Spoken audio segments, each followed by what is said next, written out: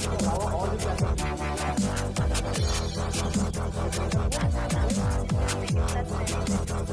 evening and Jai Sri Ram. Namaskar. Welcome to the class. Welcome to the session. जय श्री राम, जय श्री राम। तो हमने अब तक क्या क्या कर लिया है बताओ। डिस्ट्रीब्यूशन में हमने बर्नौली कर लिया, ठीक है, बाइनोमियल कर लिया, बाइनोमियल के कुछ बचे हुए हैं स्पेशल चीज, उनको करा देता हूँ, है ना। कुछ प्रॉपर्टीज बचे हुए हैं बाइनोमियल के, उनको कराते हुए फिनिश करते हुए फिर नेक्स्ट टॉपिक को आगे करते हैं, ठीक है। ठीक है, देखते हैं। चलिए, सबसे पहले अभी बता देता हूं एडिटिव प्रॉपर्टी, ठीक है। एडिटिव प्रॉपर्टी, एडिटिव प्रॉपर्टी बताना है किसका? बाइनोमियल डिस्ट्रीब्यूशन का, ठीक है, ऑफ बाइनोमियल डिस्ट्रीब्यूशन। तो बाइनोमियल डिस्ट्रीब्यूशन का हमको एडिटिव प्रॉपर्टी यूज करना है, चेक करना है कि क्या होता है, ठीक है। तो एडिटिव मतलब नाम में ही लग रहा है कि जब हमको क्या दिया जाए, दो से ज्यादा या एक से दो से ज्यादा क्या हो, अगर वेरिएबल हो, रैंडम वेरिएबल, उनका सम के बारे में चेक करने की क्या वो भी बाइनोमियल को फॉलो करता है। तो इसका मतलब ये है, सबसे पहले ले लो, लेट एक्स एक रैंडम वेरिएबल है जो फॉलो करता है किसको? बाइनोमियल डिस्ट्रीब्यूशन को। इसमें n पैरामीटर है और इसकी प्रोबेबिलिटी कितनी है? p1 है, मान लो, ठीक है। दूसरा वैसे ही y एक न्यू वेरिएबल है जो ये भी बाइनोमियल डिस्ट्रीब्यूशन को फॉलो करता है, जिस पर हमने यहाँ पर n है तो यहाँ पर मैं n1 नाम दे देता हूँ और p1 है, इसका n2 नाम दे देता हूँ और इसका p2 लिख देता हूँ, ठीक है। बाइनोमियल डिस्ट्रीब्यूशन में यही होता है। और ये दोनों कैसे वेरिएबल होने चाहिए? आर इंडिपेंडेंट, ठीक है। X, let X and Y are independent, independent random variable, ठीक है।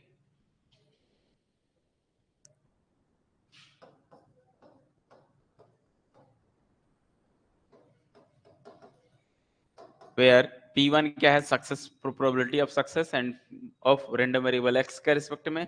P2 क्या है? ये भी क्या है? प्रोबेबिलिटी है सक्सेस होने की, किसका? y के लिए, जो रैंडम वेरिएबल y होगा उसके लिए दिया हुआ है। जहां n1 ये उसका नोटेशन होता है बाइनोमियल डिस्ट्रीब्यूशन को जब फॉलो करता है, ठीक है। तो हमको फाइंड क्या करना है? एक इनका एडिशन करना है, ठीक है। तो अपन लिख सकते हैं देन वी डिफाइन एक न्यू वेरिएबल डिफाइन कर रहा हूं z, जो कौन है? x और y का सम के इक्वल है, ऐसा। एडिटिव प्रॉपर्टी चेक करते हैं। तो इसका जो है एक फंक्शन मैंने बताया था, कौन सा फंक्शन? जिसको हम बोलते हैं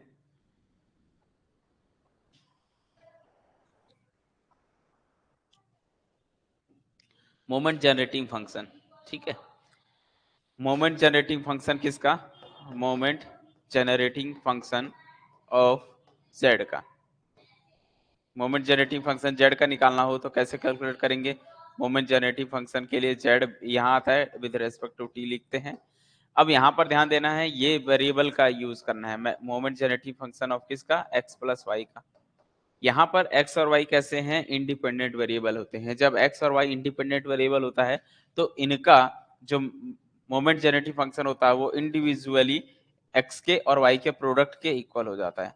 तो ये moment generating function of x का into moment generating of function of इसका x का और y का अलग अलग इंडिविजुअली प्रोडक्ट के इक्वल होता है, जब ये x और y आपस में कैसे हो? इंडिपेंडेंट हो। अब मोमेंट जनरेटिंग फंक्शन x का क्या होता है? जब x आपका होता है तो x की वैल्यू क्या होती है? मोमेंट जनरेटिंग फंक्शन मैंने प्रीवियस क्लास में पढ़ाया था आपको, ठीक है। तो q plus P E to the power t, ऐसा लिखा था। पावर में n होता है तो यहाँ n1 यूज करेंगे। ये मोमेंट जनरेटिंग फंक्शन किसका हो गया? x के लिए। x के लिए याद करो, मैंने लिखाया था मोमेंट जनरेटिंग फंक्शन जब q और प्लस यहाँ q1 लिख सकते हो, q1 p1 e to the power t power n1। यहाँ एक्चुअल में q plus p e to the power t power n होती है बाइनोमियल डिस्ट्रीब्यूशन के अकॉर्डिंग, ठीक है। सिमिलरली y का प्रोडक्ट करना है, इनटू में y का भी क्या निकलेगा? वैसे q2 plus p2 E to the power T power में n2 आ जाएगा, क्योंकि हमने n1 और n2 नाम दिया हुआ। तो ये किसका मोमेंट जेनरेटिंग फंक्शन है? z का। क्या एक पावर बना पाए क्या? आपको दिख रहा है x का मोमेंट जेनरेटिंग फंक्शन कैसा होता है? इस टाइप से रहता है, ठीक है। ये मैं यहां लिख देता हूं। तो क्या इसको एक पावर बना पाएंगे? क्या लगता है आपको? देखो, देख के लगता है एक पावर बना पाएंगे? एक पावर जब बनता तो x का होता है। जैसे x का मोमेंट जनरेटिंग फंक्शन यहां पर लिख देता हूं मैं। Moment generating function of x का कितना होता है? q plus P E to the power T whole power n use करते हैं, और हमने x के लिए q1 p1 और n1 नाम दे दिया है। तो ये x का होता है, ठीक है। तो इसको हम x का तब लिख पा रहे हैं जब एक ब्रैकेट में हो, पावर में n हो। तो इसको तो नहीं लिख पा रहे। इसका मतलब ये हो गया। तो अगर हम एडिटिव प्रॉपर्टी निकाले किसके, इन दोनों बाइनोमियल डिस्ट्रीब्यूशन का, तो वो पॉसिबल नहीं है। यहाँ पर क्या चल रहा है भाई? मोमेंट जनरेटिंग फंक्शन है ना, मोमेंट किसका? जेड का। तो ये एक पावर तो नहीं बना पाए, तो अपन बोल सकते हैं जेड जो है, जेड जो है, जेड फॉलो नहीं कर रहा है किसको? फिर बाइनोमियल डिस्ट्रीब्यूशन को, है ना। क्यों क्यों नहीं कर रहा है? क्योंकि एक पावर में नहीं बना पा रहे हैं। तो जेड फॉलो नहीं करेगा binomial distribution of something m, और यहाँ पर क्या होता है? q1 प्लस q2 दोनों का सम। तो कब होगा ये अपने को देखना है। तो ये इन शॉर्ट में लिख देता हूँ, जेड जो है फॉलो नहीं करता है बाइनोमियल को। तो कब फॉलो करेगा? ये दोनों सेम कब बनेगा? आपको लग रहा होगा कि ये दोनों को जब एक पावर कब लिख सकते हैं? जब, ध्यान से देखो, ये तो तभी पावर लिख सकते हो व्हेन इफ, मान लो ये P1 और Q1 ये दोनों आपस में, P1 और Q1 आपस में कैसे हो जाए? इक्वल हो जाए, है ना। यानी कि P1 P2 Q1 Q2 आपस में कैसे हो जाए? जब इक्वल हो जाए। मतलब मैं ऐसा बोल दूं कि P1 इक्वल हो जाए, यहाँ का P1 और यहाँ का P2 आपस में कैसे हो जाए? इक्वल हो जाए किसी P के, मान लो ऐसा। जब ये दोनों इक्वल हो जाए तभी पॉसिबल है वो सेम पावर बनेगा। और Q2 भी किसके इक्वल होना चाहिए? P2 P1 पहले वाले का, दूसरे वाले का, यहाँ का जो P1 है यहाँ का P2 इक्वल होना चाहिए, यहाँ का Q1 यहाँ का Q2, P1 इक्वल P2 बराबर होना चाहिए P के, Q1 बराबर Q2 बराबर होना चाहिए Q के। जब ये पॉसिबल है तभी हम यहाँ पर पावर लिख पाएंगे, ठीक है। अदरवाइज सेम पावर नहीं बनेगा। अब ये दोनों सेम हो गया, मतलब यहाँ 2 है तो यहाँ भी 2 हो गया, यहाँ 3 है तो यहाँ भी 3 है, तो सेम हो गया। तो फिर बेस सेम हो गया तो पावर ऐड हो जाती है। तो हम इसको ऐसा लिख सकते हैं, moment generating function of Z, Z का मोमेंट जनरेटिंग फंक्शन क्या बन जाएगा? पी Q1, और Q1 के जगह क्या डालोगे? Q, और P1 के जगह क्या लिखोगे? P, और e to the power t चलेगा। पावर में तब अलग अलग है तब ऐड हो सकती है, n1 और n2 अलग अलग हो सकते हैं ऐसा। बेस सेम है तो पावर ऐड हो जाता है, बेस सेम बन गया तो पावर ऐड हो जाएगी। तो इसको हम एक होल पावर बना पाए, एक क्या कर पाए? होल पावर बना पाए। तो इस केस में मैं क्या लिख सकता हूँ इसको? ओवरऑल देखो, Q plus P E to the power T whole power, इसको मैं एक न्यू नाम दे देता हूँ m, जहां पर m की वैल्यू कोई और नहीं n1 प्लस n2 के बराबर है। तो बात समझे? अब हम बोल देंगे कि ये जो z है वो फॉलो कर जाएगा बाइनोमियल डिस्ट्रीब्यूशन को। z जो है फॉलो करेगा बाइनोमियल डिस्ट्रीब्यूशन को, जिसमें क्या है? यहाँ पर n1 प्लस n2 है। मतलब यहाँ पर देखो n1 और n2 है, तो यहाँ पर एक न्यू वेरिएबल आएगा m जो दोनों का सम है, और यहाँ पर P1 और P2 इक्वल है तो वो जो है किसके बराबर आ जाएगा? P के। यानी कि P1 और P2 आपस में इक्वल होना चाहिए ऐसा।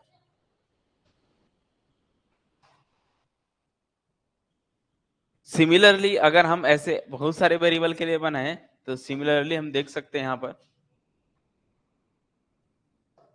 सिमिलरली मान लो सिमिलरली ऐसे x1 x2 dash dash dash xn, क्या है? बहुत सारे वेरिएबल हैं, ठीक है, आर इंडिपेंडेंट वेरिएबल, इंडिपेंडेंट, इसको के नाम दे दो, इंडिपेंडेंट वेरिएबल। ऐसे इंडिपेंडेंट वेरिएबल हैं, देन और सारे सारे कैसे होने चाहिए? बाइनोमियल को फॉलो करने चाहिए, ठीक है, बाइनोमियल डिस्ट्रीब्यूशन को फॉलो करता है। और अपन बोल सकते हैं यहाँ पर इन सब का जो है पैरामीटर क्या है? पी है, ले लेते हैं, और विथ पैरामीटर विथ पैरामीटर, प्रत्येक x1 के लिए n1 था तो x2 के लिए n2 है तो ईच ni लिख देता हूं, और जहां पर i की वैल्यू क्या है 1 से लेके k तक का है। ठीक है, मतलब x1 के करस्पॉन्डिंग पैरामीटर n1, x2 के लिए n2, x के लिए n के ऐसा हो, लेकिन और p सेम होना चाहिए, एंड p n और p होने चाहिए तो ni और p लिख दिया। p तो सेम होना चाहिए सभी के लिए, मतलब x1 का भी p होगा, x2 का भी p होगा, सक्सेस होने की प्रोबेबिलिटी तो सबकी सेम होनी चाहिए। ठीक है, तभी बन पाएगा। अगर ऐसा है देन हम बोल सकते हैं then x1 plus x2 plus x3 plus dash dash dash plus xk जो है वो फॉलो करेंगे बाइनोमियल, इन सब का सम बाइनोमियल को फॉलो करेगा। जहां पर यहाँ पर n1 plus n2 plus n3 है, उन शॉर्ट हम ऐसा लिख सकते हैं i बराबर 1 से लेके k तक का ni लिख दिया। मतलब n1 plus n2 plus n3 जितने n होंगे सबको जोड़ना पड़ेगा, और पैरामीटर p तो रहेगा ही रहेगा। ऐसा तो एक पॉसिबिलिटीज कब हुई, जब हमारी ये वेरिएबल कैसे हो, इंडिपेंडेंट हो। ठीक है, तो कभी कभी क्वेश्चन यहाँ से भी पूछ देता है, ऐसे x1 और x2 दो तो दे देगा, बोलेगा इसकी करस्पॉन्डिंग की वैल्यू निकाल लो।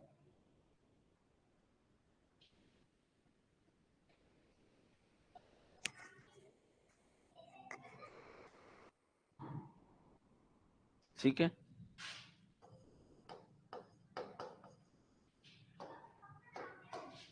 मान लो इफ x जो है फॉलो कर रहा है binomial distribution with parameter n और p के है, और देन आपको कैलकुलेट करना है distribution of n minus x का, then find distribution of n minus x। सिर्फ x फॉलो करता है बाइनोमियल डिस्ट्रीब्यूशन को। ठीक है, x कोई बाइनोमियल डिस्ट्रीब्यूशन को फॉलो करता है, आपको फाइंड करना है डिस्ट्रीब्यूशन किसका, n माइनस x का क्या होगा। तो इसका सॉल्यूशन करने के लिए क्या देखोगे, पहले समझो ये ऐसा क्यों दे रहा हूं, कई कई क्वेश्चन में पूछ देता है 2 माइनस एक्स का बताइए क्या होगा, 3 माइनस एक्स के लिए बाइनोमियल डिस्ट्रीब्यूशन क्या होगा।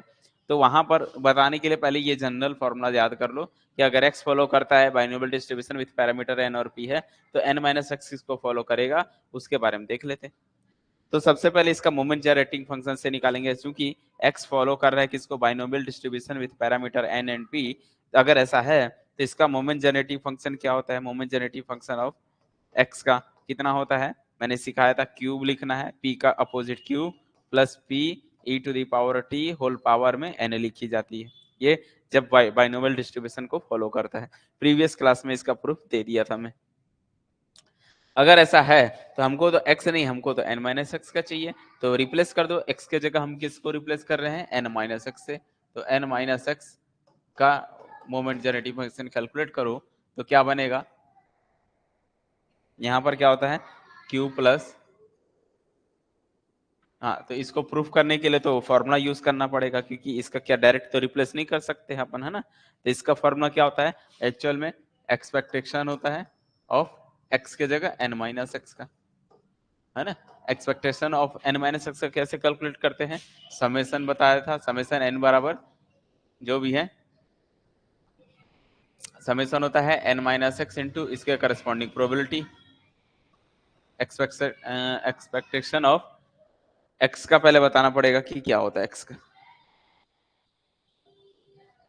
मोमेंट जेनेटिव फंक्शन से एक्सपेक्टेशन कैसे कैलकुलेट करते हैं, यहाँ पर फॉर्मूला लिख देता हूँ। ठीक है, मान लो मोमेंट x फॉलो करता है बाइनोमियल डिस्ट्रीब्यूशन को, और तब इसका जो मोमेंट जेनेटिव फंक्शन x है वो क्या होता है, एक्सपेक्टेशन कैलकुलेट करनी पड़ती है e to the power t का। ठीक है, याद है, एक्सपेक्टेशन कैलकुलेट करनी पड़ती है। मोमेंट जेनेटिव फंक्शन का एक्चुअल में फॉर्मूला क्या होता है, e की पावर में टी एक्स होता है ना, टी और इंटू में कैपिटल एक्स भी शायद होता है। ठीक है, टी के साथ कैपिटल एक्स भी यूज करते हैं, ये यूज होता है। तो इसका क्या बनना चाहिए, एक्सपेक्टेशन कैलकुलेट करनी है किसका, e टू दी पावर में t और x के जगह आपका n माइनस एक्स लिखा हुआ है, ऐसा। उसके बाद यहां पर अगर हम बात करें एक्सपेक्टेशन कैलकुलेट करनी है तो इसको अलग अलग कर सकते हैं, e की पावर nt ठीक है, इंटू में e to the power minus N X, base से मैं तो अलग अलग कर सकते हैं इंटू बना के, e की power N T into e to the power में माइनस एन एक्स। अगले लाइन में यहाँ पर जो है हम तो x के रिस्पेक्ट में करते हैं, यहाँ पर एन टी तो कांस्टेंट हो गया, तो ये e to the power N T constant बाहर हो जाएगा, एक्सपेक्टेशन कैलकुलेट करनी है e to the power minus N X का। अब बताओ इसका क्या बनेगा, e to the power minus N X को कैसे सॉल्व करोगे? e टू दी पावर में t अंदर जाएगा तो टी एक्स होगा ना, माइनस टी एक्स। ठीक है, तो एक्सपेक्टेशन ऑफ टी एक्स को क्या बोलते हैं? Moment generating function of x बोलते हैं। तो इसका क्या बनेगा भाई, सोचो इसका क्या बनेगा? इसका बनेगा मोमेंट जनरेटिंग फंक्शन ऑफ, वहां पर एक्स के जगह माइनस एक्स आ जाएगा, है ना। देखो यहाँ पर ए की पावर टी एक्स होता है तो हम एम एक्स टी लिखते हैं, यहाँ पर क्या लिख सकते हैं? या तो एक्स लिखोगे तो यहाँ पर माइनस टी लिखे दो, ऐसा M X over minus T लिख सकते हैं।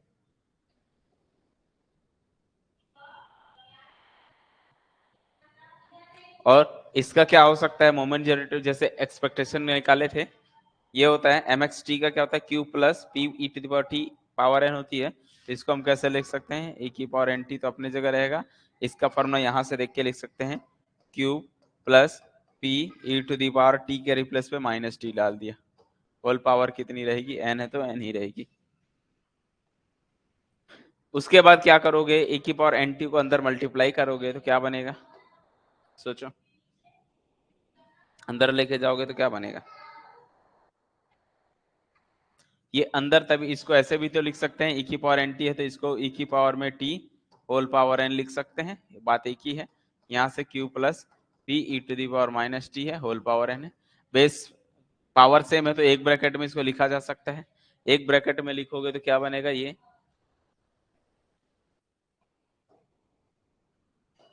मोमेंट जनरेटिंग फंक्शन ऑफ किसका?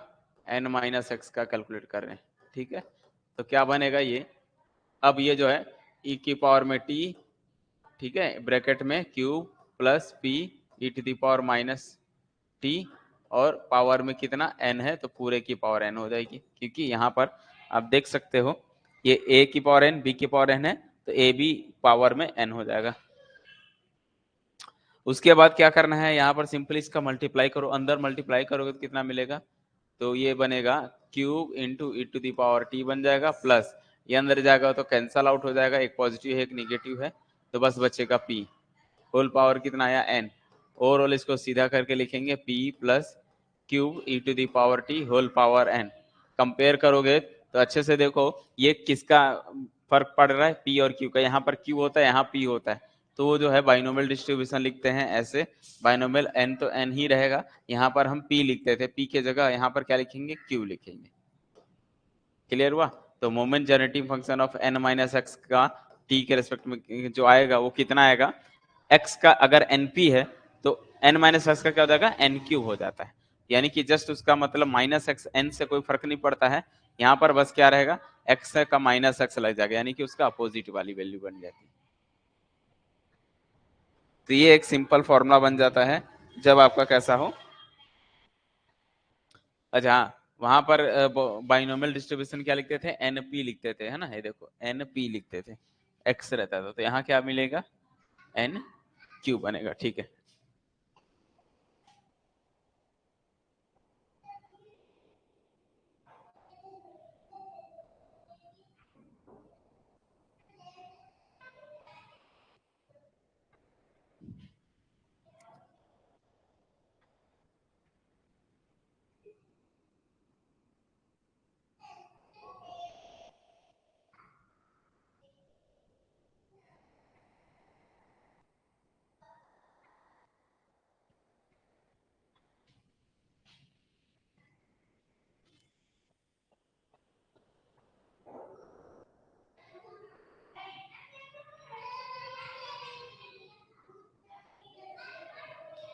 एक क्वेश्चन बनाते हैं जो आया हुआ है किसी एग्जाम में, और ये क्वेश्चन थोड़ा सा आप लोग देखो किस तरह से क्वेश्चन बाइनोमियल डिस्ट्रीब्यूशन के पूछे जाते हैं, ठीक है।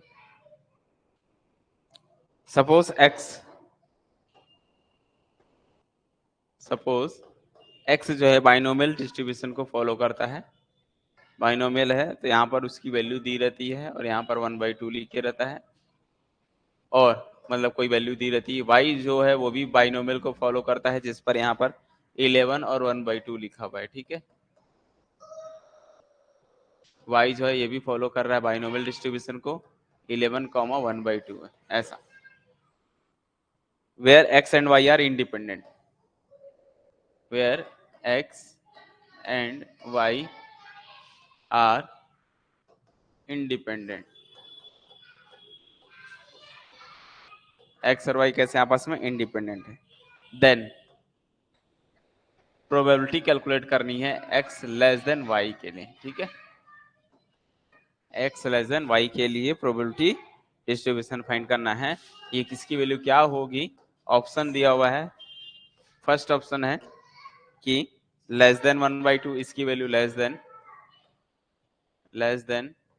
1/2। सेकेंड होगा इक्वल टू 1/2, 1/2 के इक्वल होगा। थर्ड ऑप्शन है greater than 1/2, greater than 1/2 but less than और इक्वल टू, लेस देन और इक्वल टू 10/11। और फोर्थ ऑप्शन है इसमें ग्रेटर देन 10/11। क्या किसी से ट्राई हो पाएगा, यस या नो बताओ।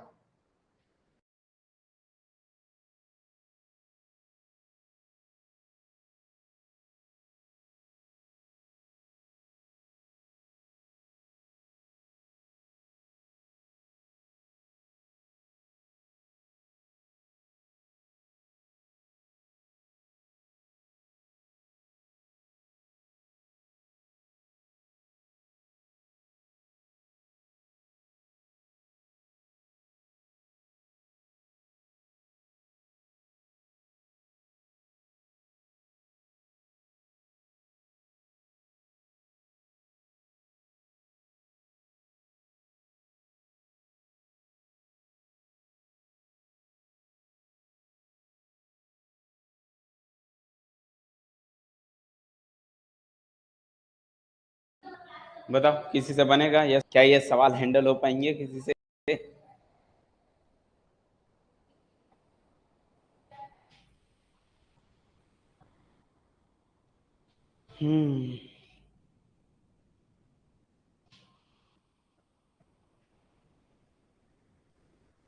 बताओ बनेगा या नहीं बनेगा।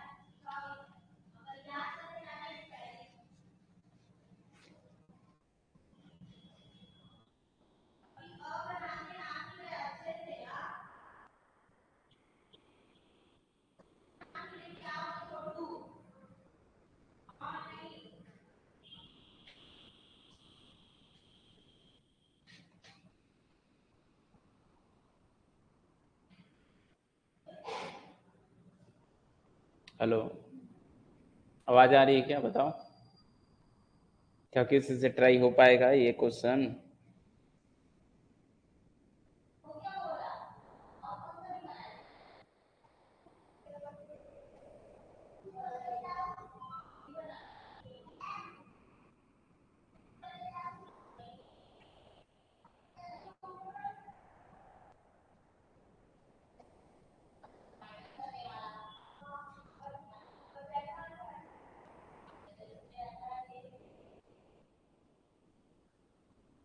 नहीं बनेगा, ओके।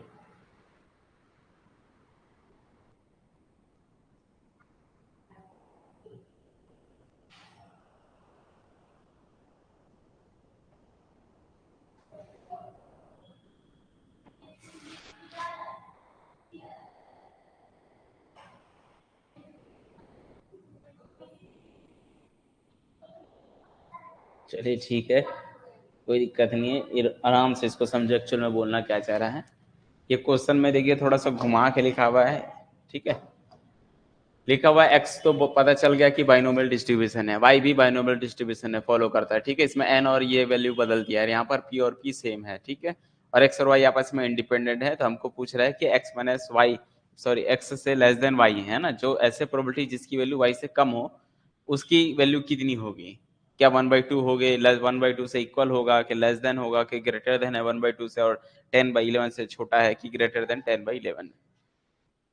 कोई दिक्कत नहीं है। सबसे पहले जो जो गिवन पॉइंट है वो लिखो। क्या है, क्या लगता है आपको कि भाई x जो है अगर ये बोलो फॉलो करता है बाइनोमियल डिस्ट्रीब्यूशन को, n और p है, ठीक है।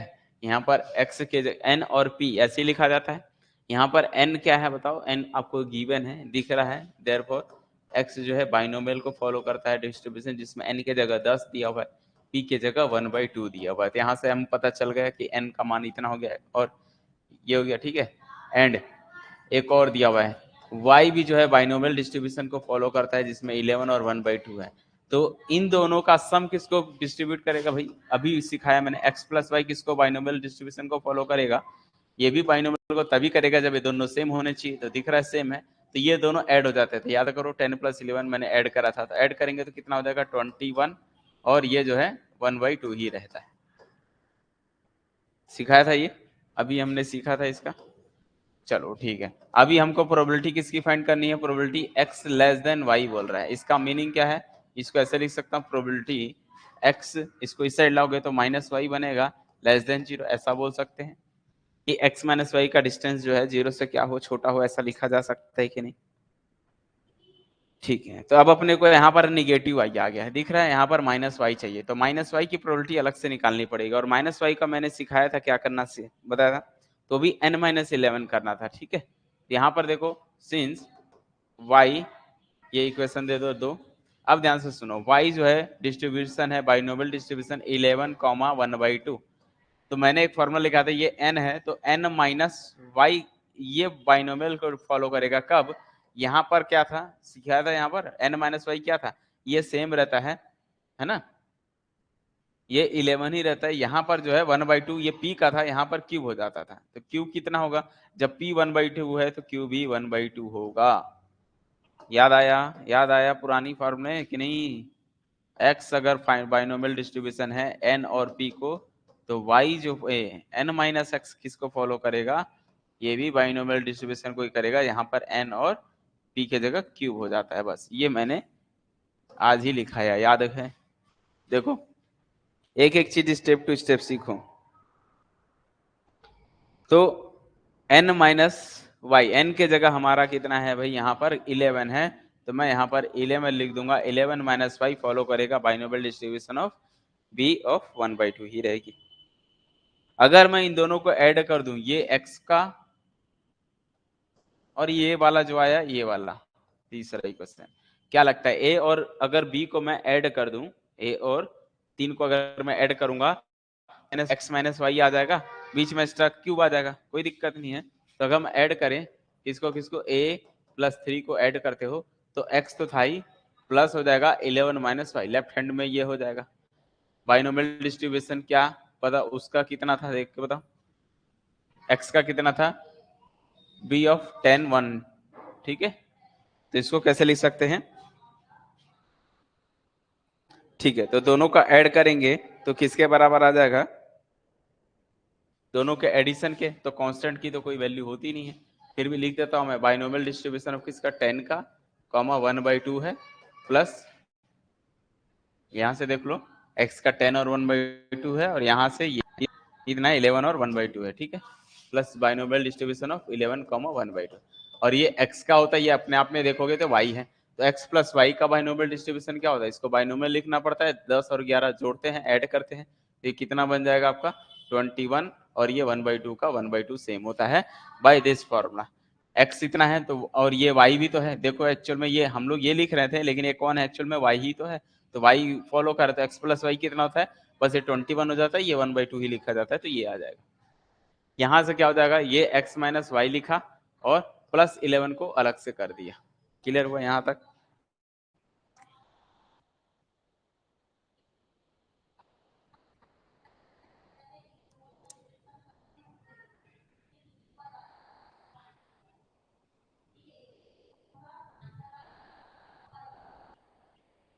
ठीक है, चलो अब आ जाओ, हमारा क्वेश्चन क्या था, हमने जो बनाया था प्रोबेबिलिटी फाइंड करनी थी x minus y less than 0 की प्रोबेबिलिटी फाइंड करनी थी। तो इसको मैं ऐसा लिख सकता हूँ, x हमको तो x माइनस 11 प्लस 11 की दी हुई है, तो अपन क्या कर सकते हैं, x यहाँ पर क्या है प्लस 11 कर दो, x प्लस 11 माइनस वाई कर दो और माइनस 11 कर दो, 11 ऐड कर दो, 11 माइनस कर दो।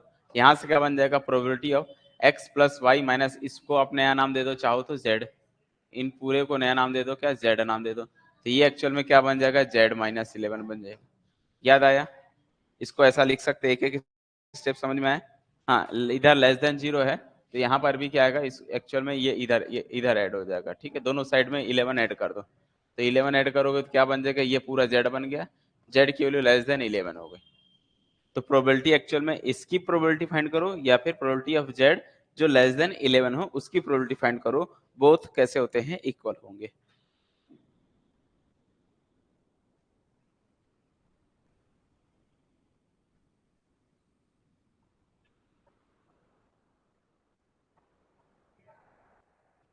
अब यहां पर हमको इसकी वैल्यू कैलकुलेट करने के लिए क्या कर सकते हैं, ये फॉर्मूला है, since probability of getting z equal z, ठीक है, z कोई z पॉइंट है, इसका फॉर्मूला क्या होता है, बाइनोमियल डिस्ट्रीब्यूशन का फॉर्मूला लगाओ। बाइनोमियल डिस्ट्रीब्यूशन क्या होता है, n सी x की जगह हमारा z वाला कितना है 21 है ना, z वाले के लिए ये z है, तो ये इन शॉर्ट हम बोल सकते हैं दिस इंप्लाइज z जो है बाइनोमियल डिस्ट्रीब्यूशन को फॉलो करता है, जिसमें n की वैल्यू हमारी 21 है और ये 1/2।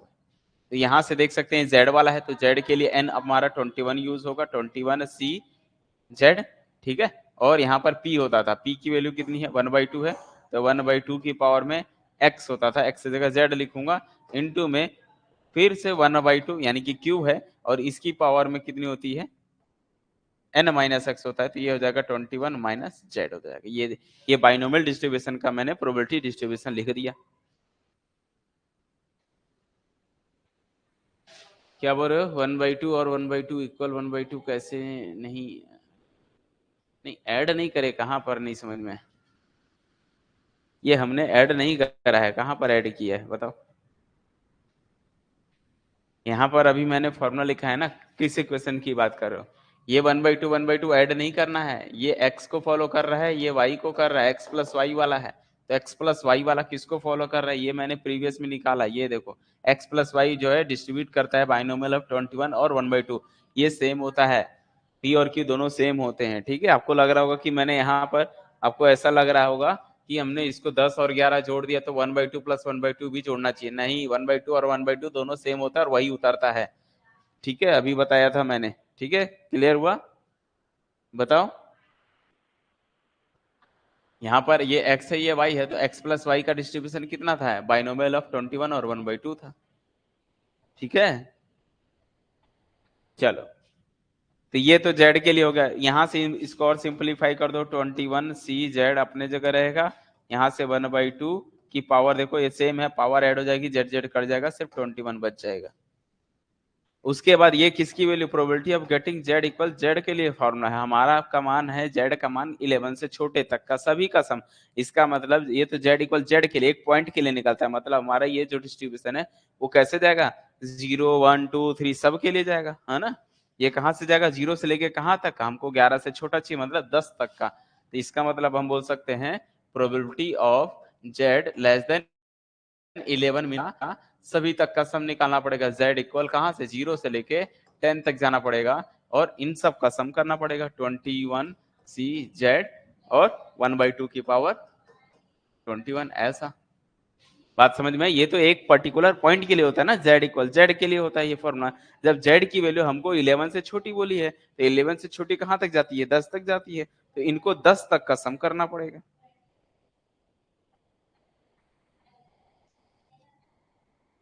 ठीक है,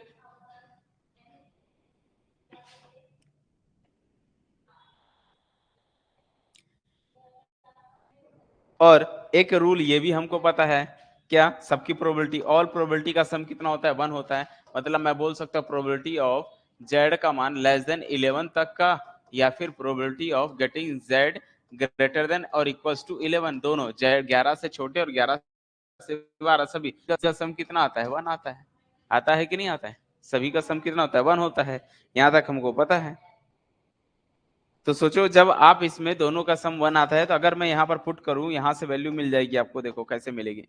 मान लो आपने पुट किया, प्रोबेबिलिटी ऑफ z इक्वल 0 के लिए निकालोगे, क्या मिलेगा बताओ? z इक्वल जब 0 के लिए पुट करोगे तो 21c0 बनेगा, z के जगह 0 डालोगे, ये 1/2 की पावर में 21 ही रहेगी। प्रोबेबिलिटी ऑफ z इक्वल 1 का कितना आएगा बताओ? तो 21c1 आएगा, 1/2 की पावर में 21 ही रहेगी। प्रोबेबिलिटी ऑफ z इक्वल 2 का मतलब कितना आएगा? तो 21c2 और 1/2 की पावर में 21 ही रहेगा। ऐसे अगर मैं बढ़ाऊंगा कितना तक, अगर 11 के बाद का देखूंगा तो प्रोबेबिलिटी ऑफ z इक्वल 11 का सोच के देखो कितना आएगा? 21c11 हो गया, और 1/2 की पावर में 21 हो गया। फिर यहां से हम क्या बोल सकते हैं?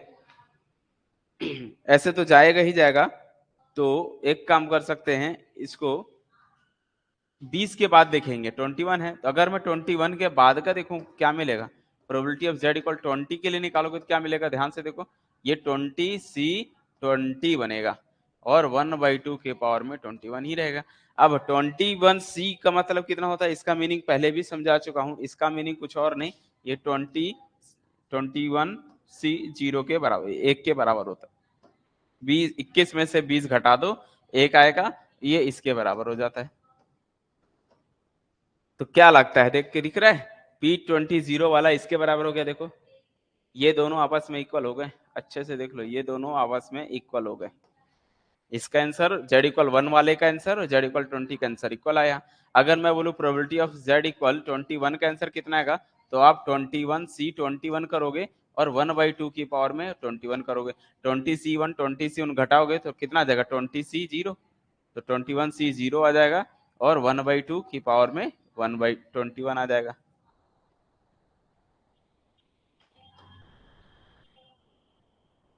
वन बाई टू की पावर में 21 आ जाएगा। तो ये वाला पार्ट इसके इक्वल हो रहा है। देखो इसका मतलब आगे बढ़ोगे 22 वाला किसके बराबर हो जाएगा? 22 वाला 20, क्योंकि 22 वाला कितना होगा? घटाओगे, सब्ट्रैक्ट करोगे तो कितना आते जाएगा? वो C21 C2 के बराबर आ जाएगा।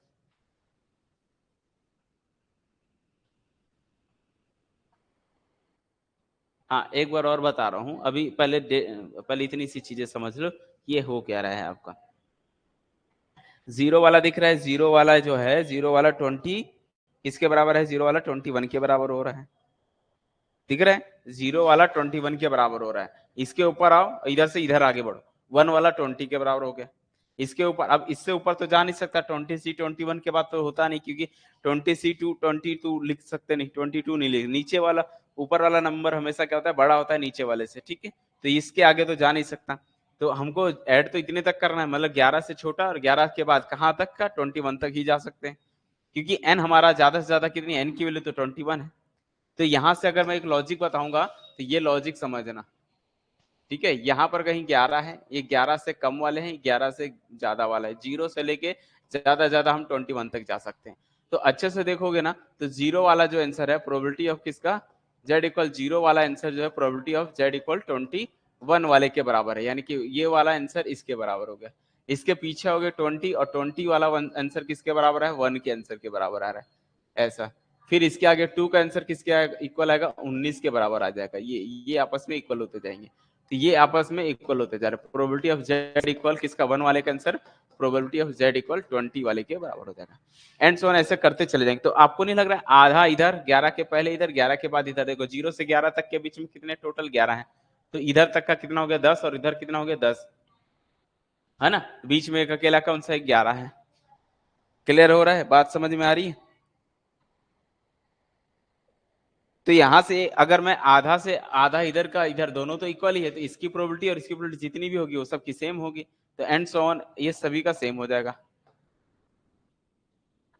जैसी सेम हो गया, आ जाओ यहाँ पर इस इक्वेशन में अगर आएंगे, जेड से छोटा वाला या जेड 11 के बाद वाला, ये दोनों का सम तो सेम ही है, हम ऐसे बोल सकते हैं probability of Z less than 11 का आंसर हो, या फिर प्लस प्रोबेबिलिटी ऑफ कहां से, देखो ये 0 से लेके 10 तक का निकालना और 11 से लेके 21 तक का आंसर, ठीक है। तो जेड का मान ग्रेटर देन इक्वल 21, ये जो आपने 1 लिखा है, तो ये जो 21 वाले से बड़े वाले हैं, 21 से बड़ा जो भी जाएगा है ना, उसका आंसर और इसका आंसर दोनों सेम है, तो ये कहीं ना कहीं ये दोनों सेम है, मतलब ये 50% ये 50% है। इन शॉर्ट हम इसको दोनों सेम है ना, मतलब जो भी मान लो इसका आंसर 4 है तो इसका भी आंसर 4 4 4 4 सेम आएगा, तो इसका आंसर और इसका सेम है, तो इन शॉर्ट में इसको 2 टाइम्स लिख सकता हूँ, probability of Z less than 11 बराबर 1, यानी कि जेड से 11 तक का आंसर जो है वो 2 टाइम हो गया सभी के। और यहां से हम इसकी वैल्यू कैलकुलेट करेंगे, तो probability of getting Z less than 11, इसका आंसर कितना आ जाएगा 1/2, यही तो कैलकुलेट करनी थी हमको कि 11 से छोटे का आंसर कितना आएगा, यहां से पर 11 से छोटे का आंसर कितना आ जाएगा 1/2 हो जाएगा। तो ये क्वेश्चन में पूछा गया था, तो ये जो है इक्वल टू 1/2 के बराबर आएगा। अब एक बार और इसको समझा देता हूं, क्लियर हो जाएगा आप लोगों को, ठीक है। चलो शुरू से समझते हैं इस क्वेश्चन का मीनिंग। सबसे पहले क्वेश्चन क्या लिखा है, x कोई बायनोमियल डिस्ट्रीब्यूशन को फॉलो करता है जिसमें 10 और 1/2 है। दूसरा एक न्यू वेरिएबल है y जो 11 और 1/2 है, जिसमें ये n है और ये आपका p का मान है, ठीक है। x और y आपस में कैसे इंडिपेंडेंट है, आपसे पूछ रहे हैं कि x जो लेस देन y है उसकी प्रोबेबिलिटी बतानी है।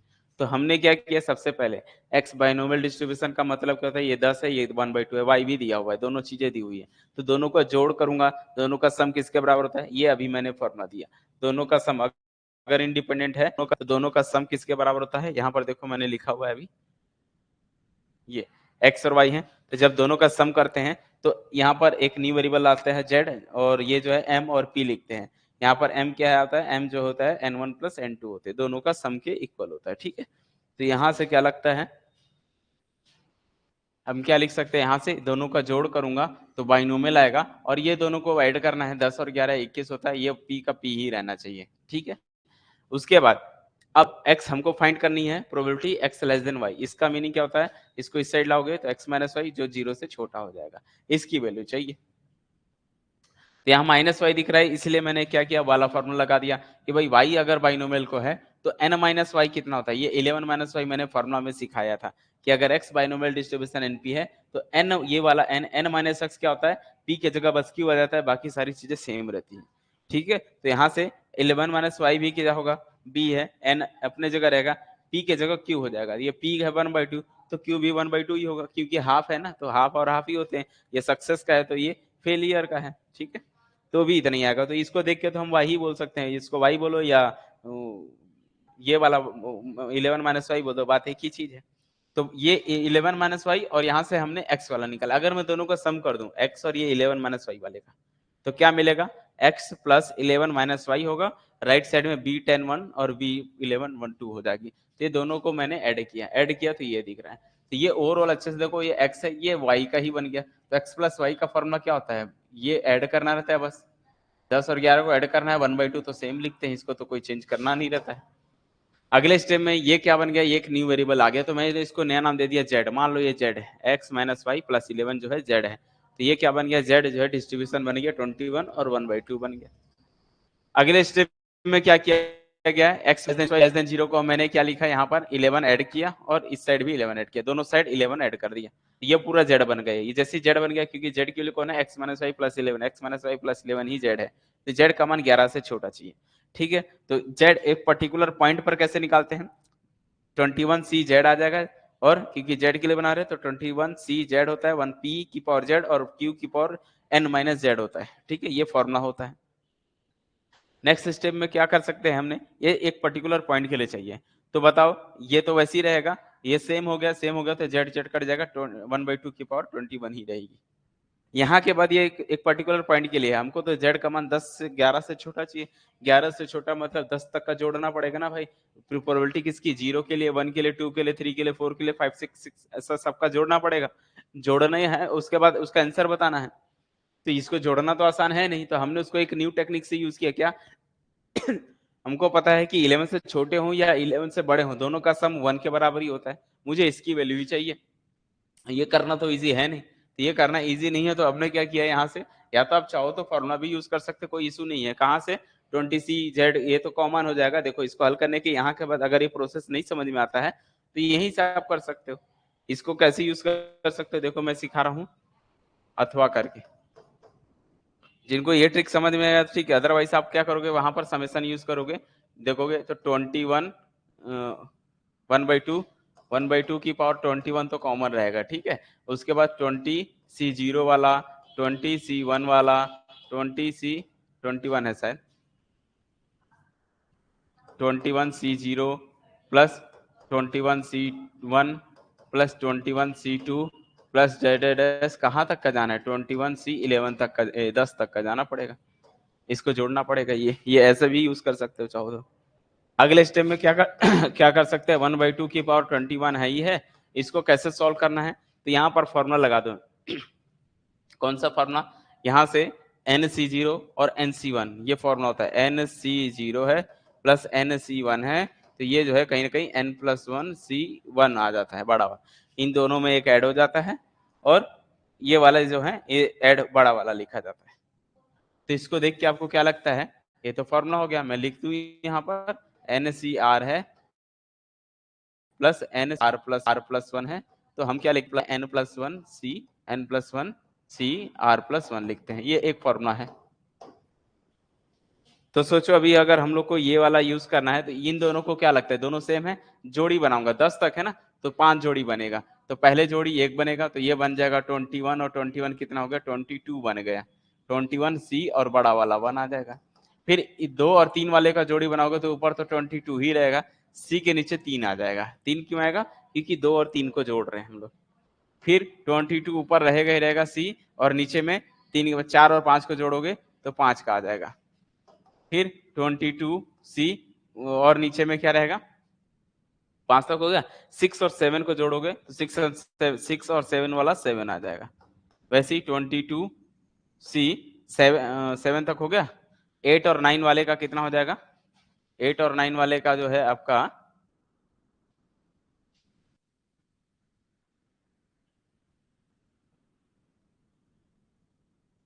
ठीक है, 8 और 9 वाले का जो है 9 आएगा, और अलग से 10 वाला बच गया, ठीक है, ये 21C 10 वाला बच गया ऐसा।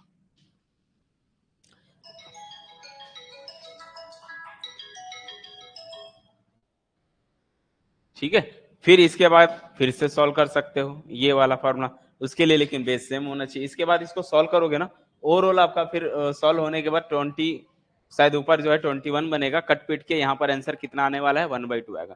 तो इसको सॉल्व करना, वही मैं बोल रहा, इसको सॉल्व करना थोड़ा इजी नहीं है, फॉर्मूला लगाना पड़ेगा, सॉल्व करना पड़ेगा, काफी टाइम लगेगा इसमें जाएंगे तो।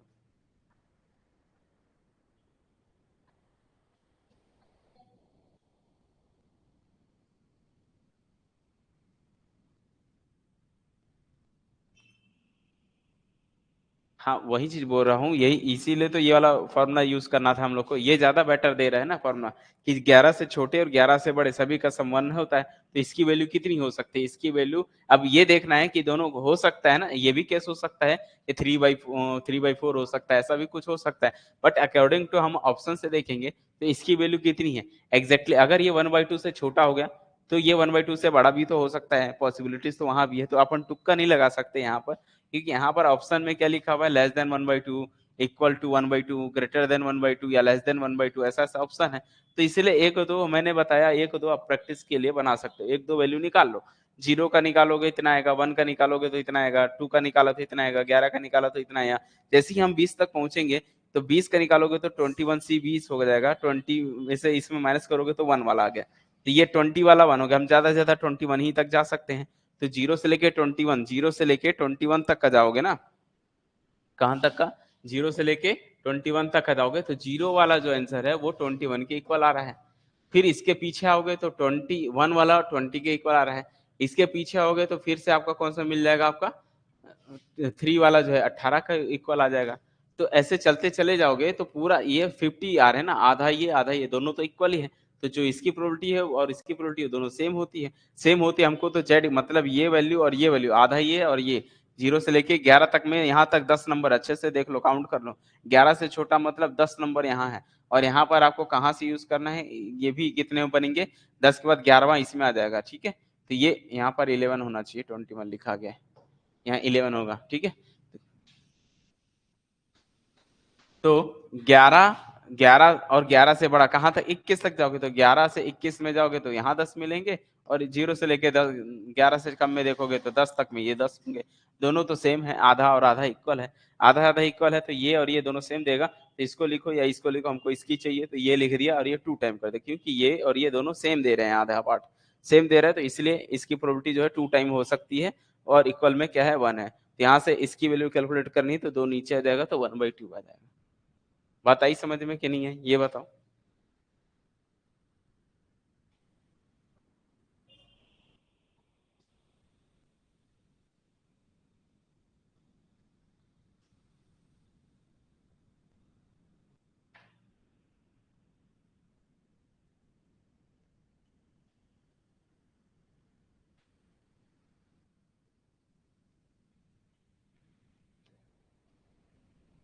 ऐसे सॉल्व करोगे तो काफी टाइम लग जाएगा इसको सॉल्व करने में, और फॉर्मूला लगा के हो सकता है, या तो आप इसको 0 को छोड़ दो, इन दोनों को सॉल्व करोगे तो 22C2 हो जाएगा। फिर आगे वाला देखोगे तो 3 और 4 वाले को जोड़ोगे तो 4 हो जाएगा, तो इवन वाले के फॉर्म में बना सकते हैं। और इसको फिर सॉल्व करना पड़ेगा, 21 में से 10 गया 11 हो जाएगा, है ना। ये जो है 21C10 10 21 में से 10 गया कितना हो गया, यहाँ पर 11। ये सारे ऑड वाले बन गए, देखो 1 3 5 7 9 11, तो ये जोड़ी बनेगा, ये जोड़ी बनेगा, ये जोड़ी। अब ये ऑड वाला n+1 वाला है तो n+1, तो ये एक और बनेगा, तो ये भी जुड़ के यहाँ पर 3 वाला आएगा, फिर 7 वाला आएगा, 11 आएगा, फिर सॉल्व करते चले जाओगे तो अंत में आगे मिलते चले जाएगी वैल्यू। सॉल्व करना थोड़ा सा है, टाइम लग जाएगा, लेकिन बना सकते हो ये भी एक।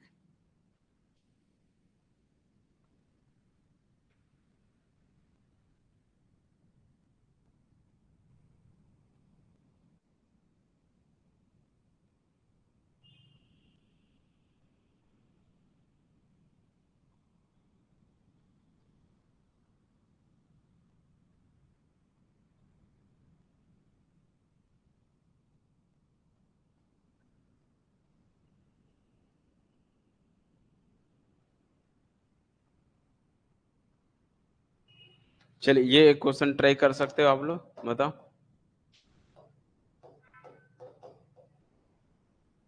कि 6 dice are thrown, 6 dice are thrown, 6 dice आपको फेंकने हैं, वो भी कितनी बार, 729 टाइम। ठीक है, जब बताया था जब बहुत बार फेंकना पड़ता है तो हम बाइनोमियल का यूज करते हैं। How many times, how many times do you expect, do you expect at least at least 3 dice to show a 5 or 6, 5 या 6, 3 डाइस पर कम से कम 5 या 6 दिखाई दे, ये इसकी प्रोबेबिलिटी फाइंड करनी है, एक्सपेक्टेड वैल्यू पूछ रही है। ठीक है, क्या सोचो बनेगा, देखो 6 डाइस हैं आपके पास, 6 डाइस ऐसे दिया हुआ है, 6 डाइस है, इन सब को कितनी बार फेंकनी है भाई, 729 बार फेंकने हैं। ठीक है, इसको 729 टाइम फेंकना है, तो एक बार पहले फेंक के देखो क्या आ रहा है, फिर उसमें 729 से मल्टीप्लाई कर देंगे, बात एक ही चीज हो जाएगी। तो ये पहले 1 के लिए निकालना पड़ेगा, 1 के लिए निकालना पड़ेगा, 1 टाइम्स के लिए, 1 टाइम्स के लिए कैलकुलेट करनी पड़ेगी, जो आएगा आंसर फाइनल उसमें 729 का मल्टीप्लाई कर देंगे। अब ये बोल रहे हैं जब हम 6 डाइस फेंक करते हैं, बोल रहे at least 3 of dice to show 5 या 6, मतलब कहीं भी 3 डाइस पर 5 या 6, जैसे मान लो यहाँ पर है 5, या तो 3 पे 5 आ जाए, यहाँ पर 5 आ जाए, तो कम से कम 3 पे, मिनिमम 3, तो 3 से ज्यादा भी हो सकते हैं, 4 पे भी 5 आ सकता है, इस टाइप से 5 या 6 हो सकते हैं, ठीक है। अब जरूरी नहीं है कि कहीं पर भी ऐसा भी हो सकते हैं।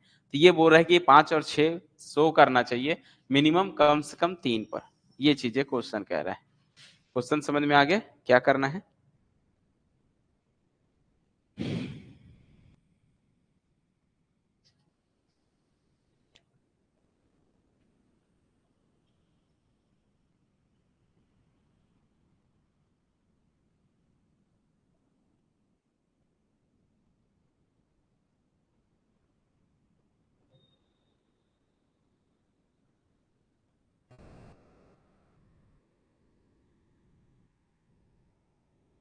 तो यहाँ पर जो है एक एक चीज को आराम से समझोगे, इंडिविजुअल है, 5 और 6 जो है कॉमन नहीं होगा इनका। अगर हम सॉल्यूशन देखें तो सॉल्यूशन में पहले तो ये प्रोबेबिलिटी कैलकुलेट करो भाई।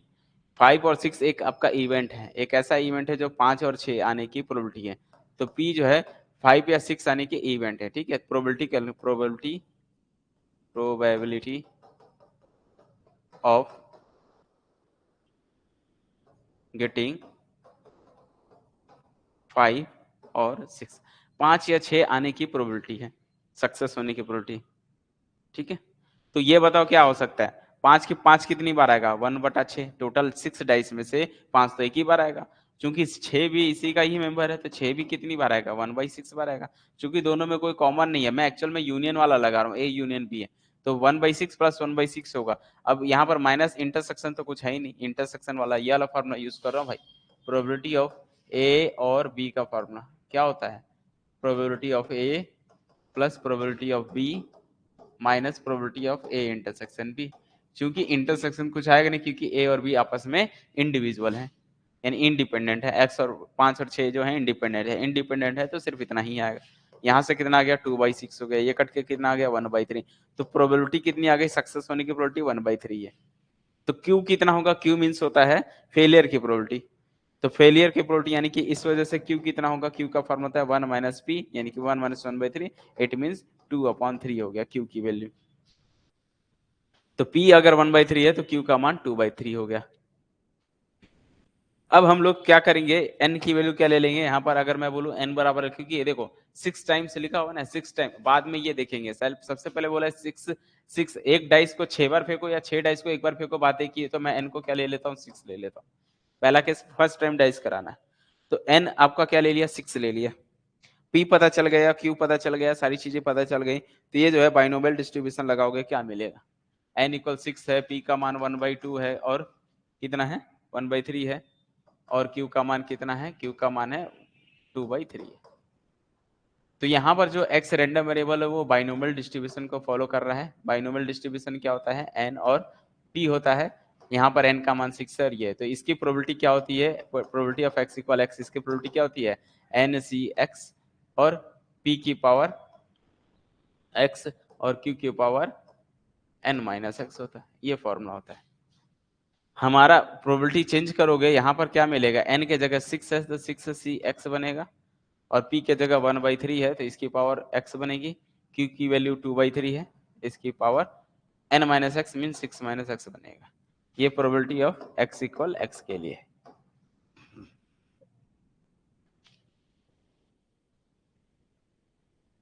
अब यहां तक करने के बाद ये तो हमारा मेन फॉर्मूला मिल चुका। अब क्वेश्चन क्या कह रहा है, बोल रहा है एटलीस्ट 3 पर, ठीक है।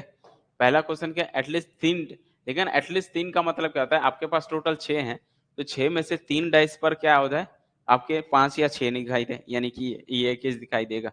तो 3 पर भी हो सकते हैं, 4 पर भी हो सकते हैं, 5 पर भी तो हो सकते हैं। तो 3 से बड़ा तो ये भी हो सकता है ना। तो एटलीस्ट, तो प्रोबेबिलिटी कैसे लिखेंगे, the probability the probability of at least 3 success, 3 पे सक्सेस होने की प्रोबेबिलिटी कितनी बनेगी, 3 सक्सेस का मतलब क्या होगा। तो यहाँ पर हम बोल सकते हैं इसकी वैल्यू कितनी होगी, इसकी वैल्यू होगी या तो 3 राइस पर प्रोबेबिलिटी आ जाए तीनों पर, या तो फिर किसी 3 पर आने की प्रोबेबिलिटी, ये किसी भी 3 पर है, किसी भी 3, ये p, ये x की मीन्स क्या है, कोई भी एक रैंडम x होगा, कहाँ पर होगा पता नहीं, ठीक है। जैसे x की वैल्यू 1 1 2 3 ऐसा है, तो ये प्रोबेबिलिटी ऑफ 3 का मतलब आपके पास 6 है ना, 6 डाइस है, 1 2 3, मान लो ये डाइस है 1 2 3 4 5 6, तो ये p3 का मतलब एनी 3, कोई भी 3, ठीक है। किसी भी 3 पर आने की प्रोबेबिलिटी मतलब ये बता रहा है x इक्वल 3, 3 जगह पर आपको 5 या 6 दिखाई देगा। फिर सिमिलरली 4 पर, फिर हो सकते हैं 3, क्योंकि इसने एटलीस्ट बोला है 3 से ज्यादा भी हो सकता है, तो 4 पर भी ऐसे दिखाई दे सकते हैं, 5 पर भी, टोटल 5, 5 मीन्स 5 नंबर नहीं, किसी 5 पर 1 2 3 4 5 ऐसे, ये 5 ये 5 ये 5, ऐसा कोई भी 5 पर आने की प्रोबेबिलिटी ये वाला। और प्लस हो सकता है सभी पर, प्रोबेबिलिटी ऑफ 6 मतलब सारे पर 5 या 6 दिखाई दे, पूरे प्रोबेबिलिटी मतलब आप डाइस को फर्स्ट सबको फेंके हो और सभी पर 5 या 6 5 या 6 दिखाई दे रहा है, किसी भी 3 पर नहीं, पांचों पर, 6 पर क्या दिखाई दे, 5 या 6 दिखाई दे, इसके चांसेस लाइक ऐसा, मतलब 5 5 6 5 6 ऐसे 1 2 3 4 5 6, 6 डाइस फेंक रहे हो, 6 डाइस पर 5 या 6 ही दिखाई दे, ये प्रोबेबिलिटी तो 5 6 पर हो सकती है, किसी 4 पर हो सकती है, हो सकता है यहाँ पर 2 आ जाए, ये भी एक केस बन सकता है, हो सकता है यहाँ पर ना आए, यहाँ पर ऐसा आ जाए, तो 1 2 3 4 वाला हो गया, ये 4 वाला हो गया, हो सकता है यहाँ पर 1 आ जाए, तो यहाँ पर कितना हो गया, 1 2 3 पर आया, तो किसी भी 3 पर प्रोबेबिलिटी आने का 5 या 6, किसी 4 पर 5 पर, पांचों पर और 6 पर आने की प्रोबेबिलिटी का सम ये हो गया, इतना निकलेगा। तो हमको x इक्वल x के लिए मालूम है, x जगह 3 डालो, 4 डालो, 5 डालो और 6 डालो, सबको सम कर दो, फाइनल आपका आंसर आ जाएगा। तो क्या लगता है 3 का कितना बनेगा बताओ यहाँ से, तो हम क्या बोल सकते हैं यहाँ से, दिस इंप्लाइज प्रोबेबिलिटी ऑफ किसका, 3 वाले का प्लस 4 वाले का प्लस 5 के लिए और प्लस 6 के लिए निकालेंगे और सबको ऐड करेंगे, ये बनेगा 6c3 और 1/2 की पावर में 3 और 2/3 की पावर में कितना, 6 माइनस 3, 6 माइनस 3 कितना होता है, 3 ही होता है, ठीक है। प्लस फिर 4 के लिए 6c4 1/2 की पावर में, यहाँ पर कितना हो जाएगा 4 और यहाँ पर 2/3 की पावर में 6 में से 4 गया 2 हो जाएगा, प्लस 6c5 और 1/2 की पावर में यहाँ पर 5 होगा, तो यहाँ पर 2/3 की पावर 1 हो जाएगी, एक और लास्ट 6c6 1/2 की पावर 6 और 2/3 की पावर 0, ऐसा, ठीक है। कहाँ से, दिस फॉर्मूला से, ये वाला फॉर्मूला में पुट किया हूं मैं, एक x और एक 6 माइनस x। उसके बाद इनको सॉल्व करना है, सिंपली सिंपली सॉल्व करोगे तो क्या लगता है,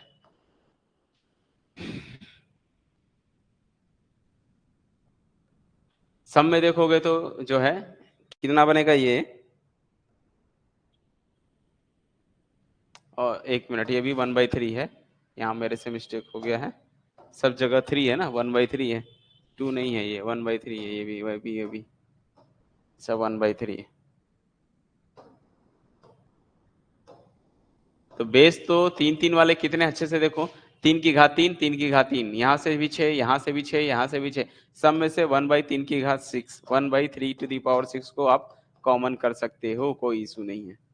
तो यहाँ से क्या बचेगा, 6c3 बचेगा और ऊपर में सिर्फ 2 बच रहा है, इनटू में 2 की पावर में 3 बचेगा ये वाला, प्लस यहाँ से देखोगे तो 6c4 है, 6c4 को 6c1, 6 में से 4 या 2 लिख सकते हैं, और ऊपर में सिर्फ 2 दिख रहा है, 2 की पावर में 2 दिख रहा है, ऐसा बनाते चले जाओ।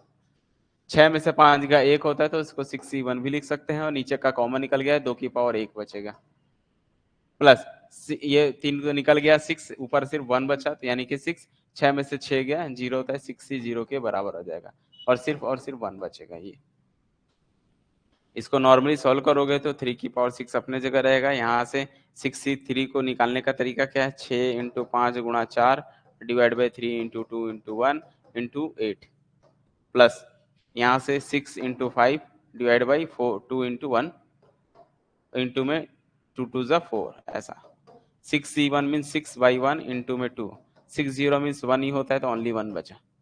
अब सिंप्लीफाई करोगे तो क्या मिलेगा, 1/3 टू दी पावर 6, इसको सिंप्लीफाई करोगे तो क्या बनने वाला है, यहाँ से ओवरऑल देखोगे तो देखो मैं, ये है 3 दूनी 6 से 6 कट गया, 8 5 6, 5 चौक 20, 20 गुणा 8 करोगे 160, ठीक है।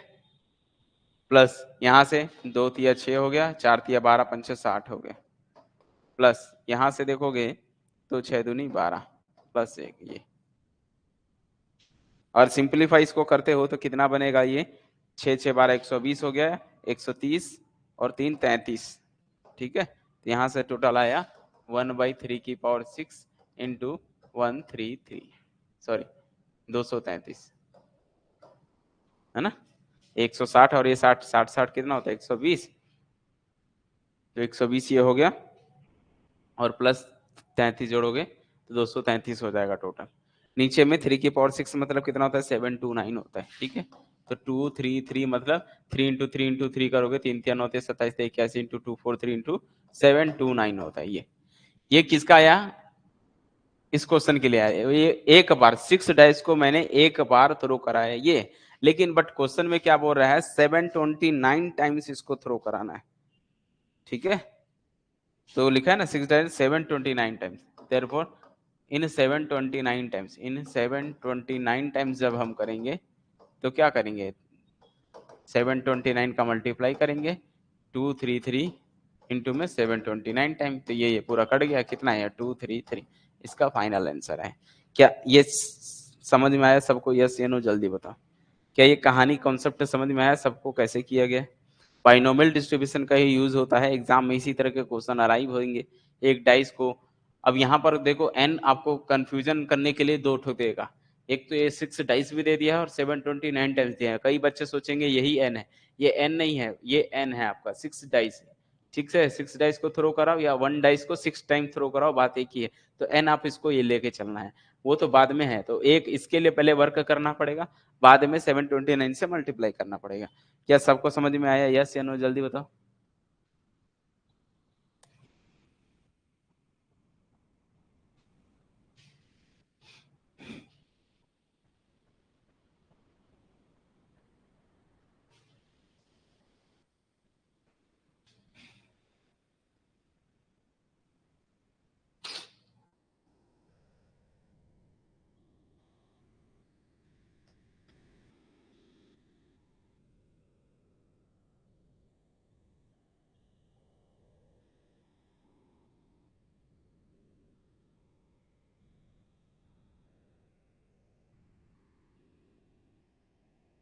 निकाल सकते हैं, लेकिन उसको जो है क्या करना पड़ेगा, देखो इसने बोला एटलीस्ट 3 पर, तो आप क्या लिख सकते हो 3 पर ना आने की प्रोबेबिलिटी है, ठीक है। तो 3 पर ना आए मतलब 0 पर आ जा सकता है, 1 पर और 2 पर। तो आप या तो इसको ऐसे लिख सकते हो 1 माइनस करोगे और प्रोबेबिलिटी ऑफ किसका 0 का प्लस प्रोबेबिलिटी ऑफ 1 का प्लस प्रोबेबिलिटी ऑफ 2 का, इतना। या तो ये कर लो 0 का 1 का 2 का निकाल के सॉल्व करोगे तो भी आ जाएगा आंसर, कोई इशू नहीं है।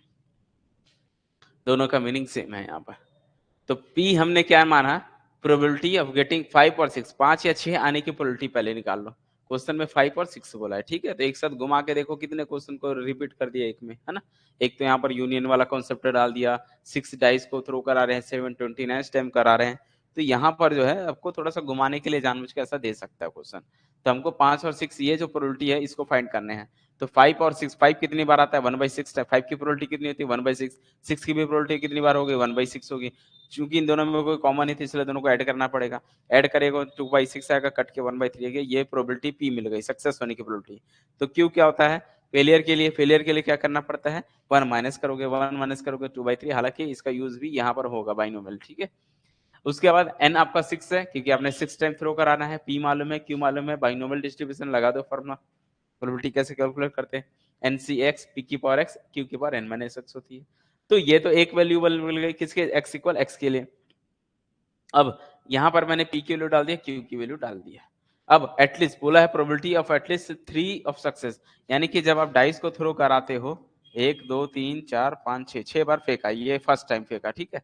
ध्यान समझना, फर्स्ट टाइम जब फेंका तो इसने बोला है कि किसी पर भी एटलीस्ट 3 पर 5 या 6 दिखाई देना चाहिए। तो मान लो यहाँ पर 5 है, यहाँ पर 5 है, यहाँ पर 6, कहीं भी 5, ये भी हो सकता है, बहुत सारे केस बन सकते हैं, यहाँ पर 5, यहाँ पर 5, यहाँ 6 हो सकते हैं, यहाँ पर 6 6 5 हो सकता है। इन सभी को मिला के किसी पर 3 पर, किसी 3 पर 5 आने की प्रोबेबिलिटी किसी पर, तो उसकी आने की प्रोबेबिलिटी कितनी होगी, क्योंकि 6 में से 6 डाइस में से हैं, 6 जगह है, 6 में से कहीं पर भी 3 आ सकता है, इसलिए यहाँ पर ये वाला कॉन्सेप्ट लगाना पड़ेगा। 6 में से 3 का चॉइस हो जाएगा, प्लस इंटू 1/3 की पावर 3 इंटू ये करोगे, ये सिर्फ 3 डाइस पर, किसी भी 3 डाइस पर थ्रो होगा। क्या पी मीन्स क्या है, ये सक्सेस होने की प्रोबेबिलिटी, पी क्या 5 और 6 होने की प्रोबेबिलिटी है ये, ठीक है, इसलिए ये 1/3 है।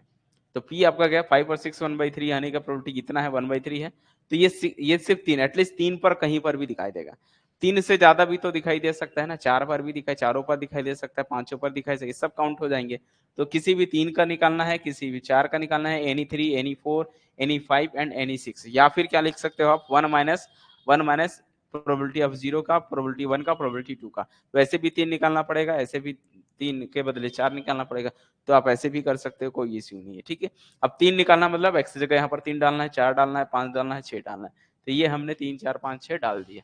डालने के बाद बेस में देखो अच्छे से देखो, 3 की घात 3, 3 की घात 6 तो मिलेगा ही ना, 4 2 6, 5 और 1 6, 6 ही होते हैं। तो नीचे में 3 की पावर 6 तो सब में है, कॉमन निकाल दिया, तो 6 से 3 लिखा। ऊपर में सिर्फ क्या दिख रहा है, 1 को छोड़ दो, 2 की पावर कितना है 3 है, यहाँ पे 2 की पावर 2 है, यहाँ पर 2 की पावर 1 है, यहाँ तो है ही नहीं, तो हट गया।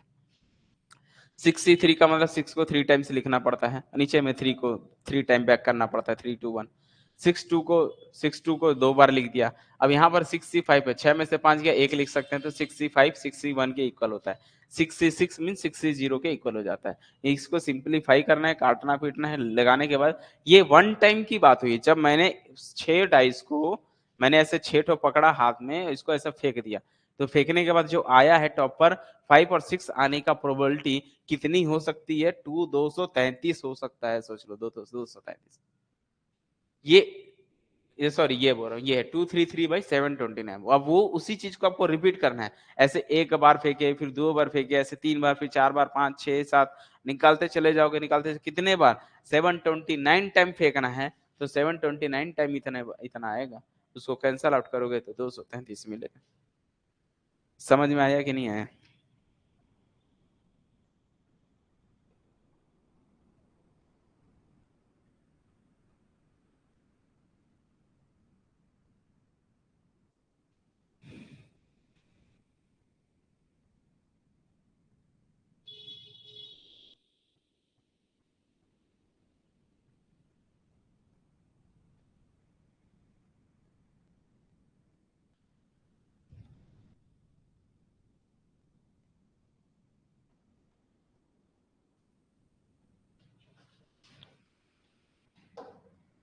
चलिए ये क्वेश्चन ट्राई कीजिए, ये आप लोग बना पाओगे, इजी क्वेश्चन है ये।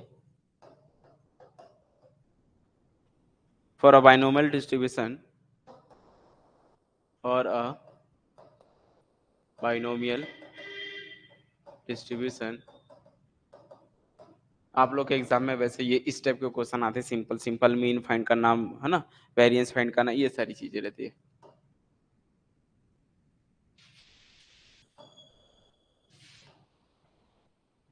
फाइंड पी, फाइंड पी, ठीक है, mean, variance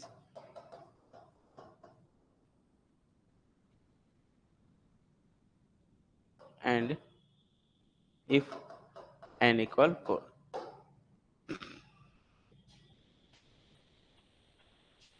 if n equal 4 and probability x equal 4 equal है probability of 6 time probability of x equal 2, ये ट्राई करना है।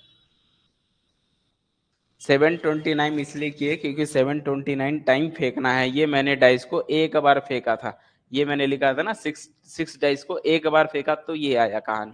अभी क्वेश्चन में इसको 729 टाइम फेंकना था, इसलिए यहाँ पर 729 टाइम से मल्टीप्लाई किया गया था। क्वेश्चन अच्छे से पढ़ो, उसमें लिखा हुआ है साफ साफ, यहाँ पर देखो लिखा हुआ है 729 टाइम हमको रिपीट कराना है, ठीक है। तो ये मैंने एक बार, 1 टाइम मीन्स लिखा दिया ना, 1 टाइम मतलब अभी फर्स्ट केस जब हमने एक बार फेंका तब ये पूरा कैलकुलेशन हुआ, इसी को 729 टाइम करोगे तब ये आ जाएगा, ठीक है। चलिए आ जाइए, इस क्वेश्चन में समझिए क्या दिया हुआ है। एक्स जो है बाइनोमियल डिस्ट्रीब्यूशन को फॉलो करता है, पी फाइंड करना है, मीन फाइंड करना है, वेरिएंस फाइंड करना है, और एन आपको दिया हुआ है, और ये भी कंडीशन दी हुई है कि x इक्वल 4 का जो निकलेगा आंसर वो 6 into P of x equal 2 करोगे सेम आएगा आंसर। ठीक है, तो आप लोग इसको ट्राई करो पहले, नहीं बनेगा फिर मैं बताऊंगा। बट ये सिंपल क्वेश्चन है, इस तरह के क्वेश्चन आप लोग के गेट के एग्जाम में पूछे जाते हैं अक्सर। ठीक है, और जल्दी से ट्राई करो, फटाफट वैल्यू मालूम है सबकी, वैल्यू लगाना चालू करो, जो जो गिवन है सब सॉल्व करोगे आ जाएगा।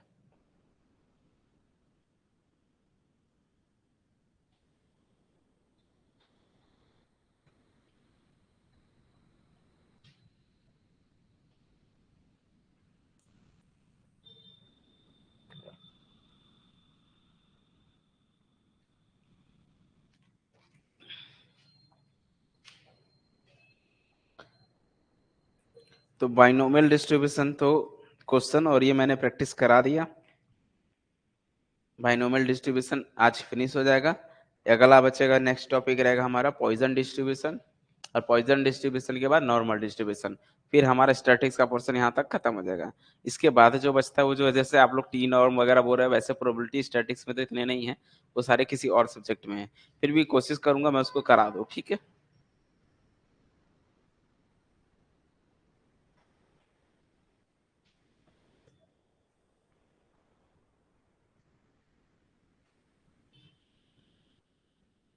मीन जो है 18 आ रहा है बोल रहे हो, कितना 16? ओके, ठीक है, देखते हैं, पहले और ट्राई करो।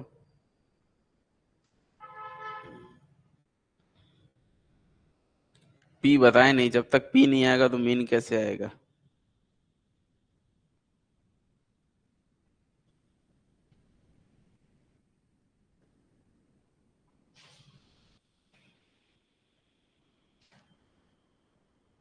जब तक पी नहीं आएगा तब तक मीन नहीं आएगा, तो आपको पहले मीन,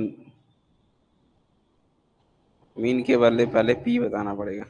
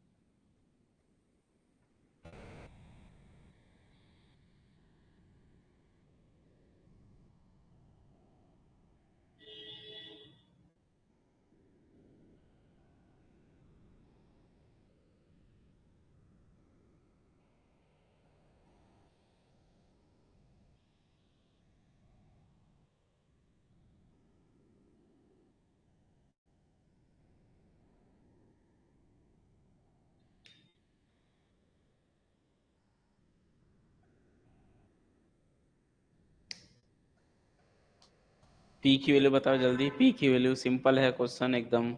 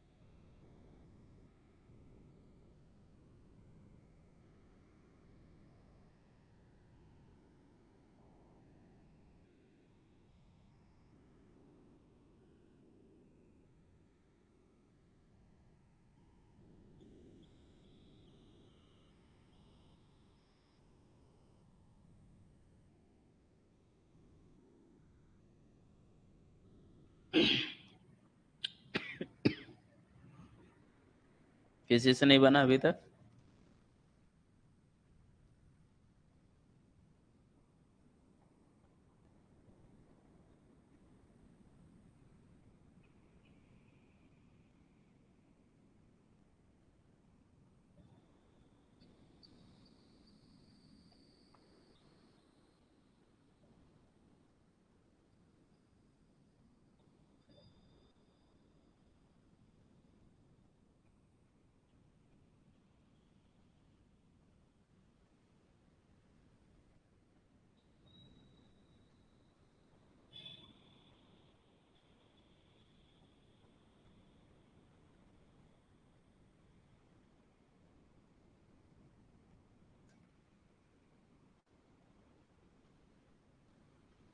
चले मैं बता देता हूँ, किसी से नहीं बना। बताओ आंसर बताओ, किसी का आया कि नहीं, यस या नो, जल्दी बताओ, कमेंट करो, बताओ भाई। ये सिंपल क्वेश्चन है एक्चुअल में बाइनोमियल डिस्ट्रीब्यूशन का, this is a simple question only.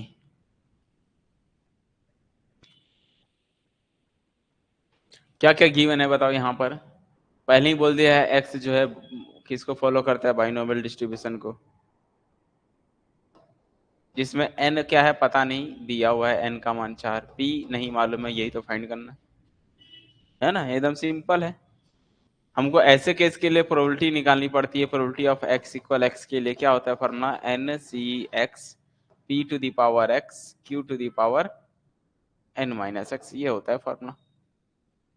तो क्वेश्चन के अकॉर्डिंग क्या बोलता है, 4 वाले का और x2 वाले का आंसर सेम है, तो 4 वाला पुट करोगे तो कितना आएगा, 4 वाले के लिए पुट करोगे तो n का मान है 4, ठीक है, तो 4c4 बनेगा, p की पावर 4 q की पावर n माइनस n के जगह 4, 4 माइनस 4 हो जाएगा, इक्वल होगा 6 इंटू किसके टाइम 2 के लिए, तो n तो 4 है, 4c2 p की पावर 2 q की पावर 4 माइनस 2, ऐसा।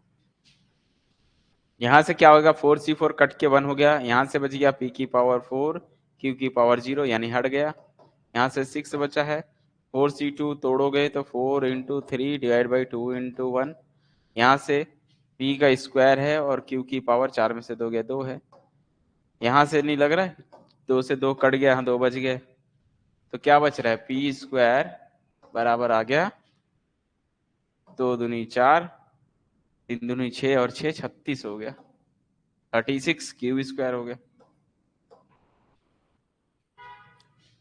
ये मिल गया। p की वैल्यू 6 क्यू, वेरी गुड, तो p का मान मिल गया 6 इंटू क्यू के इक्वल आ गया, ठीक है। चलो और क्या बोल रहा है क्वेश्चन में, यहां से ये आ गया, तो अपन के पास एक फॉर्मूला होता है मीन, अपन को p की वैल्यू बोला है ना, पहले तो p की वैल्यू कितनी होगी, तो q कैसे पता करें, q निकालने का और कोई तरीका जिसमें q पता हो जाए,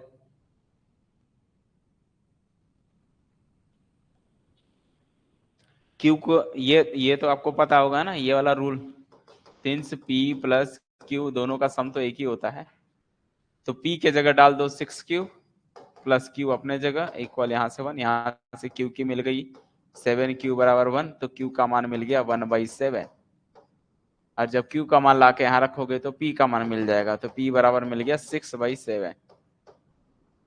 समझ आया कि नहीं है, समझ में आया कहाँ से रूल कहाँ लगाना पड़ेगा भाई, आपको पता होना चाहिए सारी चीजें। जैसे पी क्यू मिल गया, अब मीन का फॉर्मूला लगा दो, मीन का फॉर्मूला क्या होता है, चलो अगले पेज में बना देते हैं। मीन को एक्स बार से बोलते हैं और यहाँ पर एनपी होता है, बाइनोमियल डिस्ट्रीब्यूशन के लिए एनपी होता है मीन। एन आपका कितना है, एन आपका यहाँ पर 4 है, 4 है कि 6 है, एन आपका गिवन है 4, ठीक है, तो 4 इंटू पी का मान 6/7, 6×24/7 हो गया। कहानी समझ में आई कि नहीं, बोलो भाई। अच्छा मीन हो गया, उसके बाद वेरिएंस चाहिए, वेरिएंस ऑफ एक्स, वेरिएंस था कि नहीं क्वेश्चन में, वेरिएंस तो लिखा हुआ है, वेरिएंस निकालने के लिए क्या फॉर्मूला होता है बताओ, एन पी क्यूब होता है, एन आपका 4 है, पी का आपका मान 6/7 है, क्यू का मान 1/7 है, तो ये हो गया 6×24/37 अब बोलो सबको क्लियर हुआ कि नहीं हुआ, किसी को दिक्कत कहीं डाउट है तो बताओ, किसी को डाउट तो नहीं है, क्वेश्चन समझ में आ गया किस तरह से हल करना है, बताओ। तो बाइनोमियल डिस्ट्रीब्यूशन आज फिनिश हो जाता है यहीं से, नेक्स्ट क्लास में हम पढ़ने वाले हैं पॉइजन डिस्ट्रीब्यूशन, और पॉइजन डिस्ट्रीब्यूशन के बाद एक नॉर्मल डिस्ट्रीब्यूशन जो है फाइनल खत्म किया जाएगा, ठीक है। तो मे भी पॉसिबिलिटीज है कि 2 या 3 क्लास और जाएगा स्टैटिक्स में, इतना खत्म हो जाएगा डिस्ट्रीब्यूशन, और ये स्टैटिक्स तो चल ही रहा है, स्टैटिक्स का ही ये डिस्ट्रीब्यूशन वाला पार्ट है। आया समझ में सबको, किसी को डाउट तो नहीं है, डाउट हो तो बताओ, नहीं तो मिलते हैं नेक्स्ट वीडियो में।